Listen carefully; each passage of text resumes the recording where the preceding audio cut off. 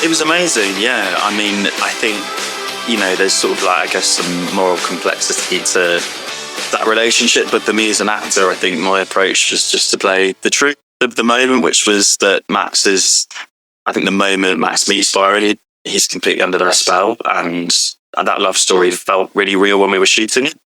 And I think now watching it back, obviously, with a slightly more objective view, you can see that, what's happening is not completely okay, but it's messy. There's things that I think it gives Byron, even though it's not legal, and people have different views, I'm sure, on both Max and Liam. Yeah.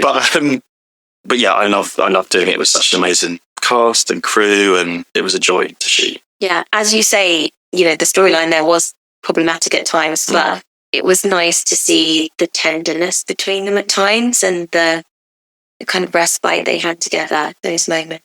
Yeah, definitely. I think that was something that we wanted to lean into because obviously, I think maybe it was like my second or third day, we were shooting, which you don't see that much of in the show, but we're shooting a scene, where sex work is happening essentially. And that's obviously like so many feelings would come up there, but what the show focused on was the tender moment after between Max and Byron. So in a way, that's the only thing I was thinking about when I was shooting it, and I think the audience can sort of fill in the gaps and the impact that their time together and the work that Byron's doing at the time has. You see that later in the show as well, like not necessarily when I'm still around, but like what that does to someone. And again, the complexity of discovering one's sexuality, but it being in a context where there's like money involved, and it's just a sort of nuanced, naughty thing. Well, we're just talking about your character. What was it like having frosted tips? I'd often complained that I'd never got to do fun stuff with my hair as an actor, and then this came along, and then about 3 months after I'd wrapped on this show, I had to do frosted tips again. Yeah. Second time definitely the novelty of fully worn off. I was like, please, just becoming a bit of a thing now for you, isn't it? I know. But you know what? It did actually. I feel like every morning the makeup trailer, like looking at myself in the mirror and getting into the costume, but the hair too. It gives you so much as an actor because, it's not me, but it puts. Suddenly, I'm like, oh yeah, this is who I am, and it feels sort of like it's giving you stuff for free. Yeah, that's awesome. And Jake, by the way, you've just done A Streetcar Named Desire, and I had Joanna Vander on my podcast. Oh my God, isn't she the best? Yeah, she's amazing. We were just talking about, she was just about to perform. Oh, right, yeah. Oh yeah, thank you for asking. Yeah, it was great. I loved working with Jo so much. I feel like it's a mammoth of a play. And Jo and I both were very lucky in the sense that neither of us had ever seen it before. I'd never read it before.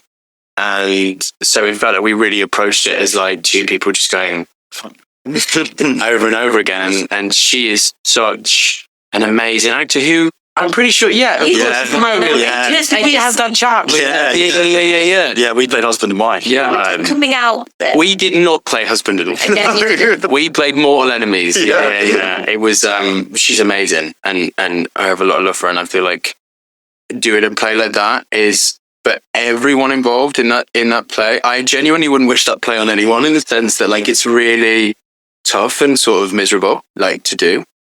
When you get into the run of it because it's so hard and Jo had such a phenomenally difficult job and she was so good at it. She just taught me a lot. And going to this show, you play Liam, Liam has his moments with Byron as well, but it's sort of a very different narrative. What was it like playing Liam? Such a broad question. I mean, it was like really, I found it really nerve-wracking the whole time. We basically shot the first 2 weeks, and I think apart from like one day with you and Ellis, most of the first 2 weeks was like all Liam and Byron back to back. Wow. And it was just really terrifying. We basically shot all of Ep 3 in the first 2 weeks. Wow. The first day of the whole shoot was a sex scene between Liam and Byron. And so it was like, in that regard, it was like you were thrown in the deep end so quickly, as I'm sure you felt as well, with like day 3 having those sorts of things where it sort of creates the atmosphere of a set where you're like, we're just going to run at this. Like, we don't have time to wait around. We don't have we don't have the time anyway. You never do. And so it was like, I had to, really quickly form a very precious bond with Ellis, which I'm sure Cal felt as well. Like, and so, it was, I've never read a character like Liam ever. I can't believe I got to audition for it. I can't believe I got the part. And I found it extremely nerve-wracking and far away from me, but in an exciting way. Like, I think that I'm from Nottingham, so I had some sort of, there were people that I felt I could base Liam on. I had like little touchdowns, but like it really was like just sort of like trying not to like freak out when you start recording for the majority of the first 2 weeks. Yeah. You seem to play quite like That's very fun. Yeah, it seemed to be the thing. do they come around a lot then? Yeah, the intense one. Well, like, I mean, like, it's such a funny thing because, like, I don't know how it is, but I'm sure it's very different for you, Cal. But like for me, like that happens by accident. Like I audition for everything. I'm trying to get any job anywhere. Do you know what I mean? It's not like, and you can do, because in Big Boys, that's a really different, and that's such a beautiful. He was still odd. Oh, I think that was lovely. He was still odd. I never saw it, but I heard something. He was still an odd chap. I still played an odd chap, but he was a nicer odd chap. Whereas, these guys, I mean, like the Kowalski, the Liam Murphy, it's been a sort of thing. And I've definitely started to feel a bit like the next thing I'm doing is really, I think I'm actually maybe nearly going towards someone nice, which is great. Like, because it does genuinely like have a lasting effect. Like Liam is such an amazing character to play, but it's really tiring. Yeah. And hopefully not likely the audience. But yeah, I don't know why that. I guess what I'm trying to say is it's not like, I don't think anyone's going, oh, he's done that. So I've been very lucky. I've been extremely lucky. I don't know why they've come my way. That's managed to work.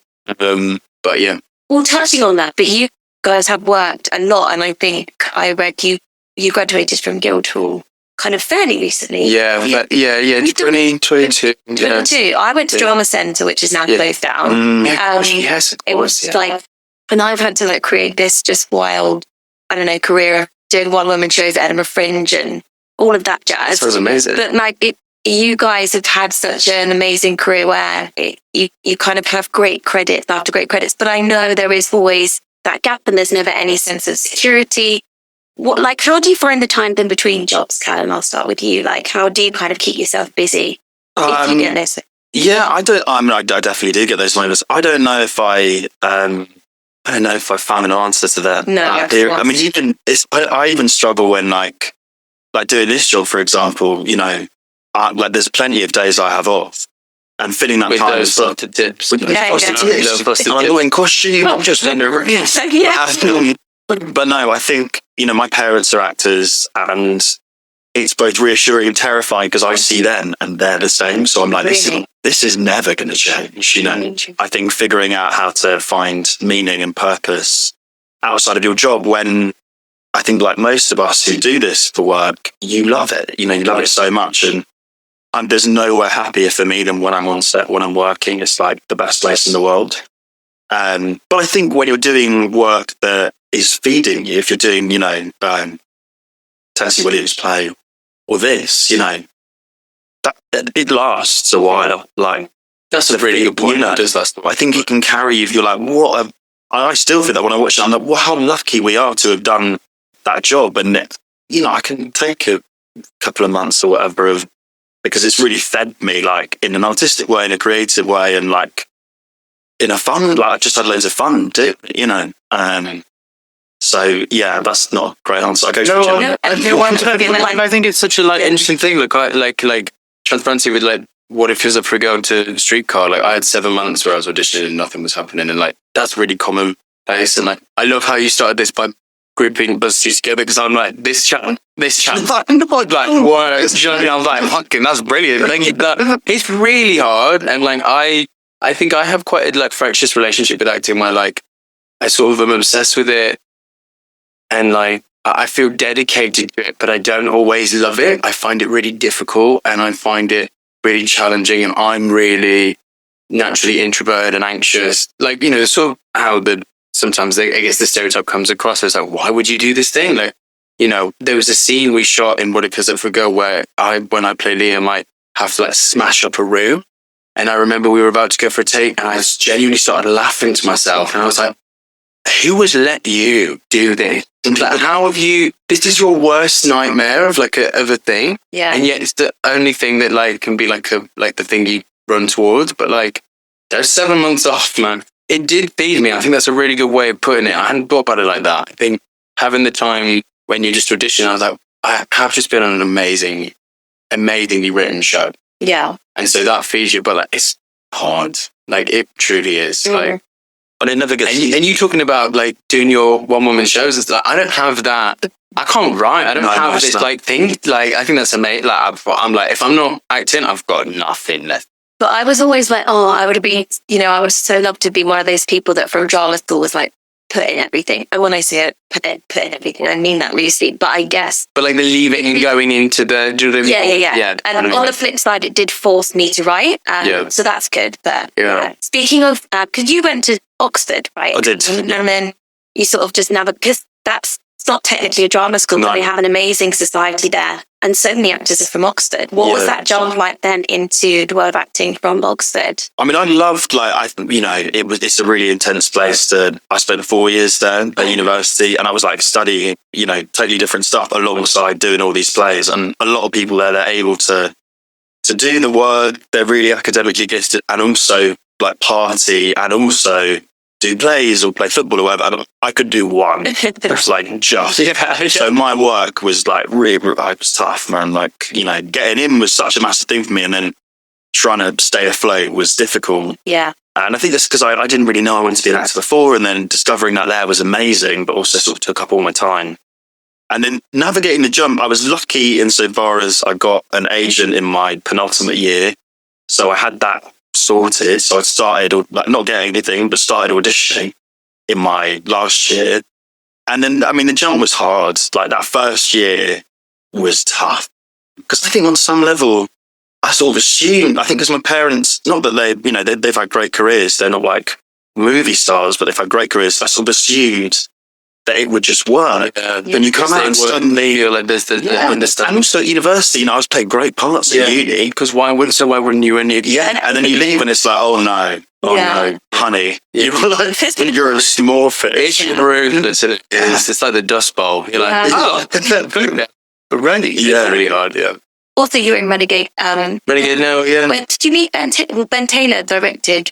Yeah. You did one tweet. I was like, I used to work in TV and met him, and he was really he feels like a bit of a mentor for me. That's good. Just because like that happened, like I left drama school to do that show. But I did a play, and just before I started the play, it was the best year of my life. Actually, leaving drama school, I was saying it's never been like this since.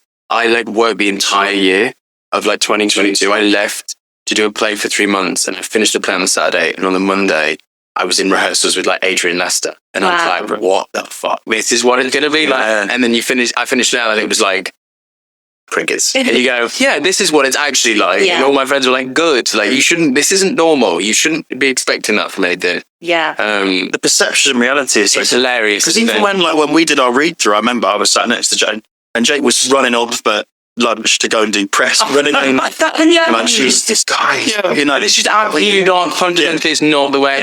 And sometimes things line up. I think it goes from you're desperately not busy for months, if not eons, and then two things come up at the same time, and you're like, sorry, I don't know if it's please. You're like, everything's happening all at once. But Ben was great, and I really loved working with him on Nell, and he really. I think that first year so interesting. I think he really fought for me to get that part because, get out of drama school. You can't, it was a Disney Plus show. You can't just walk into things like that. And I think they really fought for me to get on that. And it was amazing. He came and saw Streetcar actually. Just on his own. It was really sweet. And we caught up, and we've all sort of stayed in each other's lives quite nicely. Outside of Jackie, you must have this as well with people where just that great thing where a job finishes and you're like, oh, you make me the first time you see them after the job and you're, we're going to be friends. Yeah. It's not just this acting thing. You know what I mean? It's really nice. Oh, that's so lovely. Yeah. I won't keep you forever, guys. So I like to ask all my guests, don't panic, but if they want to, if you're watching anything, on TV, movies recently? Go on, Carl. What am I watching? I usually watch so much reality TV, but I'm actually not doing my Callum, tell me which show. I mean, Setting Sun, that's like my favourite thing I've ever seen with my eyes. I love it so much. I love that. I have to ration it like when it comes out because there's only 8 episodes or whatever, and they're short. I'm like, guys, why are you constantly making this? Yeah, feed me. Yeah. I'm watching The Studio, which I like him. Yeah. And saw Sinners, it was great.